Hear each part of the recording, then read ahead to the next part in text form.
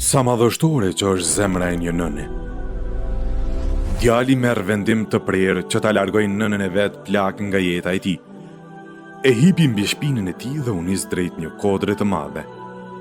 Rrugës për në kodër kalonte nëpër male me shumë pemëve dhe rrugicave të egra. Nëna, e cila ishte mbi shpinën e të birit, rrugës i këpuste degët e pemëve dhe fletët e tyre, edhe ato i hidhte në tokë.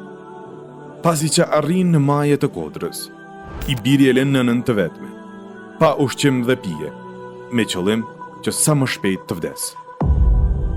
E merr rrugën për të kthyer në shtëpi, mirë po ndalet i hutuar.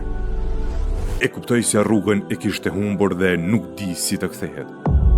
Në ato momente, nëna e thërret me gjithë butësi dhe mëshirë duke i thënë: "O birim, nga frika për ty që mos ta humbasësh rrugën kur të kthehesh, rrugës i hidhja në tokë degët dhe fletët e pemëve, që kur të kthehesh, të shkosh sipas gjurmëve të tyre dhe të mbërrish mirë e shëndosh deri në shtëpi.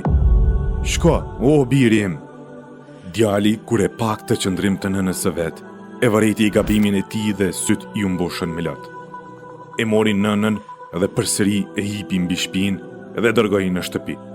Mirë po këtë herë duke e nderuar dhe e respektuar. Për çudi, ai mendonte në vdekjen e saj, kurse ajo në sigurinë e tij. Sa madhështore që është zemra e nënës. O Zot, ruaj nënat tona dhe prindrit tanë.